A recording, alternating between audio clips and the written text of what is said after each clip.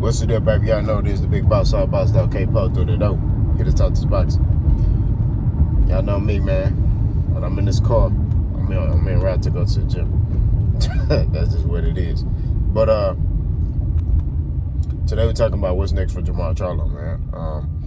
Jermall Charlo, if y'all don't know who he is, he's a fighter from Houston. One of the most hated on fighters, you know. I mean, they don't like him because he's an outspoken black man. You know what I'm saying? But you can't deny his talent. You can't deny that he can fight. You know what I mean? He has a Hall of Fame trainer. He stays in the gym. And, you know, that's just what it is. But him and his brother do call you out. They call you out on your stuff. You know what I'm saying? So, let me tell you something, bro. Like, I'm from Houston. You know what I mean? I done lived in every hood in Houston you can think of. The Charlos are from A-Leaf. Naturally, they from Louisiana, but they were raised here in Houston, right? In A-Leaf. People from A-Leaf, I mean, A-Leaf is a suburb in Houston for people who don't know. And it got like little pockets where there's hood. Like there's certain streets that are like you got Spice Lane. You know what I'm saying? You got Spice Lane, you got Forum Park, you got Woodfair, Club Creek, you know, you got Overbrook. You got Lakeside Estates. So they got like certain areas in A-Leaf that's rough. You know what I mean? But for the most part, the area is pretty diverse, things like that. So a lot of the individuals over there, man, they cool, bro. Welcoming, you know, but if it's plex and animosity, they gonna turn up. And that's how the Charlos are. You know what I mean? They turn all the way up. There's no like medium. They turn all the way up. You know what I'm saying? That explains their attitude. You know what I'm saying? Like, towards everything. A lot of people don't like it.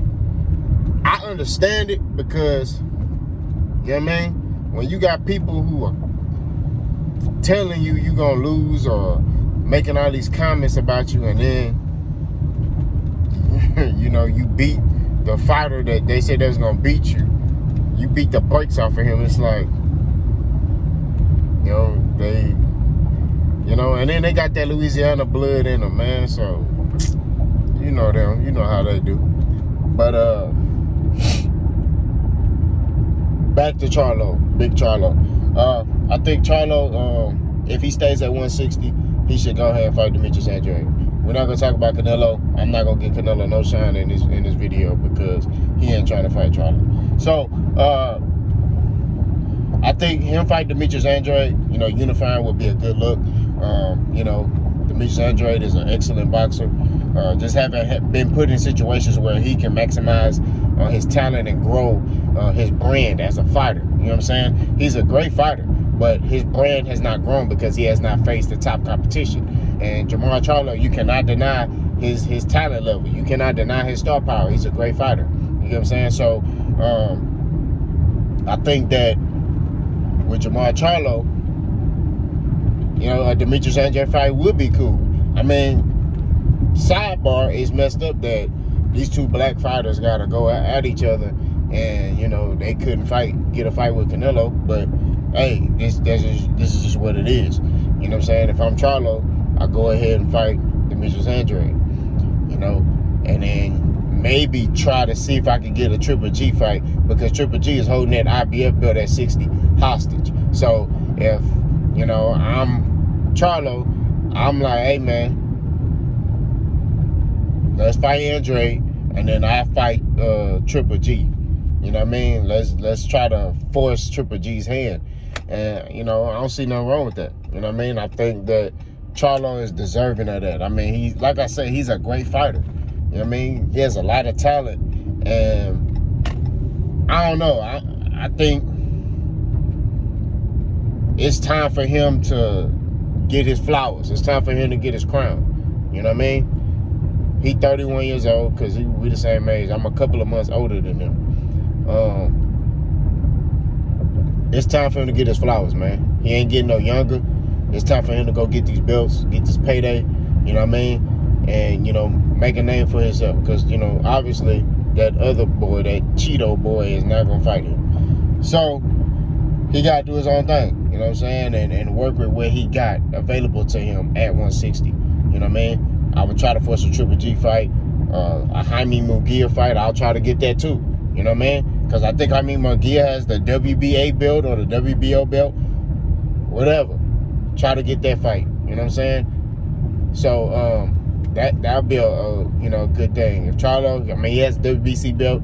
If he can beat Andre, get that WBA or WBO belt, and then fight Triple G, get that IBF belt, and then fight Jaime Munguia, he could become undisputed at 160. You know what I mean? So, I think if he do that, and he could do that within a year's time, you know what I'm saying? He could fight twice this year. If he fights Demetrius Andrade, let's say summertime, let's say May, right? Fight Demetrius Andrade in May, beat him, get a belt, then force Triple G's hand. You know what I mean? Because he'll have something more to offer with Triple G. Say, hey, look, I got 2 belts. What's up? You know what I mean?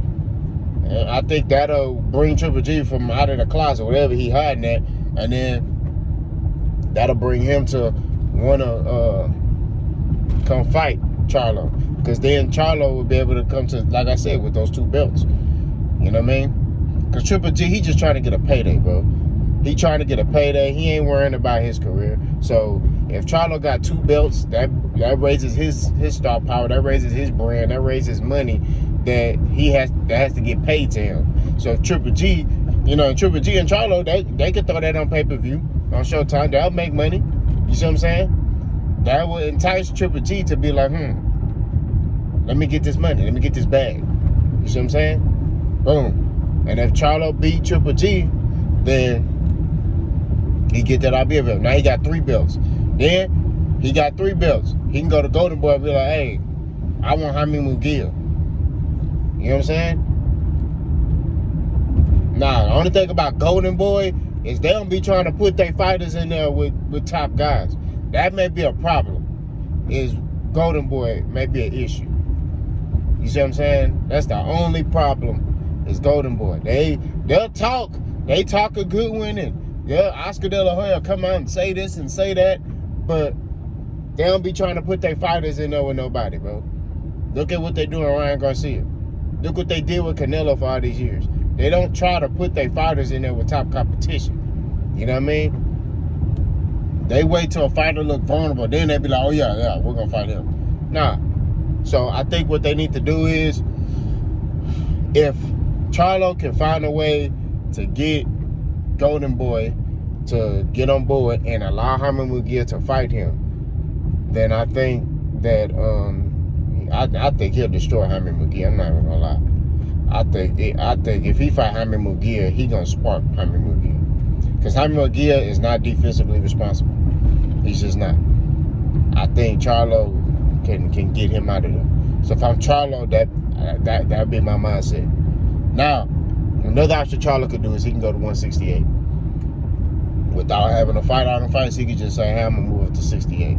If I'm Charlo, I stay at 60 because it's work down there. It's still some work. You know what I'm saying?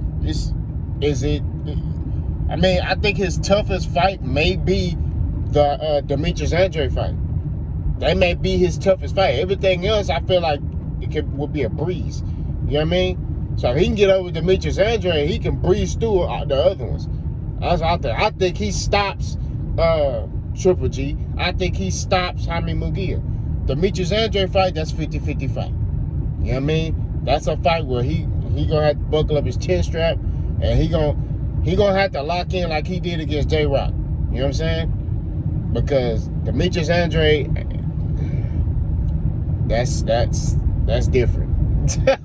That's all I can say. That's different. You know what I mean? He can fight. All this stuff about Demetrius Andrade sucks and he ain't fought nobody. Alright. Yeah, it sounds good. That boy can fight. But so can Charlo. That's why it's a 50-50 fight. And, I think that'll be Charlo's toughest matchup is that one. The other ones, I think Charlo washes them. You know what I mean? But if Charlo go to 68,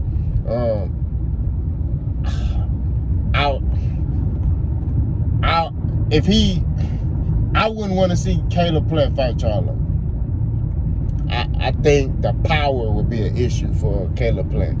But Caleb Plant is a natural 168 pounder. He is skillful. Who knows what can happen? But Charlo can fight Caleb Plant. That'd be a pay-per-view attraction. That'd be a big fight. You know what I'm saying? Charlo fight Dave Benavidez. But I think Charlo got to get acclimated to the weight before he fight Dave Benavidez. That's just my opinion. Dave Benavidez is different. I think that'll be a tough fight for Charlo because Charlo gonna have to be very active in that fight, offensively and defensively, because that boy Dave Benavidez throws a lot of combinations. You know what I mean? So Charlo gonna have to really invest to the body, which he doesn't really do a lot in his fights. He don't really invest to the body a lot. You know what I mean? And what he gonna have to do is, this don't make no sense. This dude running in the street. Come on, man. Anyway, what Charlo gonna have to do is he got to break Dave Benavidez down. If he do that, he could possibly beat Dave Benavidez. I still think that's a 50-50 fight.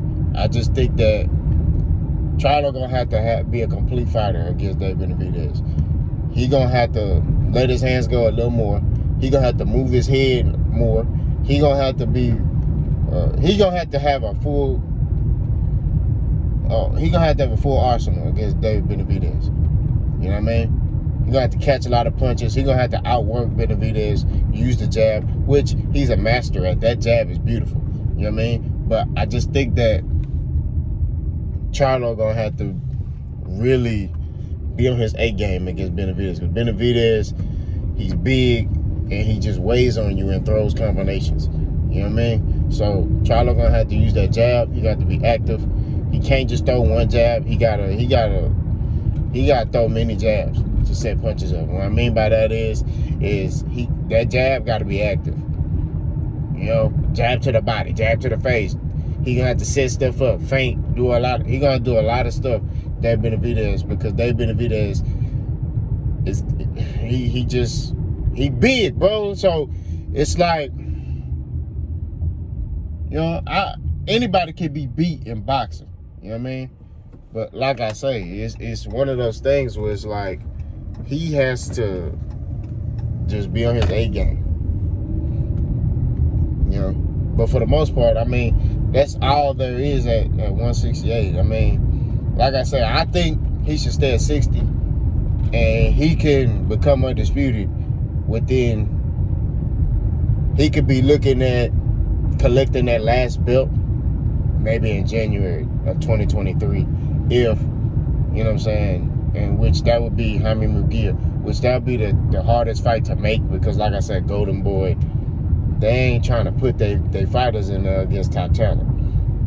So y'all let me know what y'all think, man. Like, y'all think Charlo should stay at 60 or go up to 68? I mean, me personally, I feel like there's still work down there at 60. You know what I mean? Just write your own legacy, bro. I mean, you know, at the end of the day, Canelo not gonna fight you. Canelo not even gonna fight Dave Benavidez. You know what I'm saying? It's just he ain't built like that. That's not what he doing. You know what I'm saying? So I think, you know, it'll be wonderful if he get a Canelo fight. I'd be happy for him. You know what I mean? Because I feel like he deserves it. You know what I mean? He didn't. Each fighter they say he gonna lose to, he beat him. You know what I'm saying? Like, it's just him and his brother. When he fought J-Rock, everybody was like, J-Rock gonna beat him. He stopped that boy. Hit him with that counter uppercut. That's one of the best knockouts of this century. Of this, I won't say century, but of this decade. You know what I'm saying? That counter uppercut. Then his brother, Erickson Lubin. It was like, oh, Erickson Lubin's more technical than you are. Knocked him out. So I think the Charlos, man, people got to start giving them their flowers, bro. They good fighters.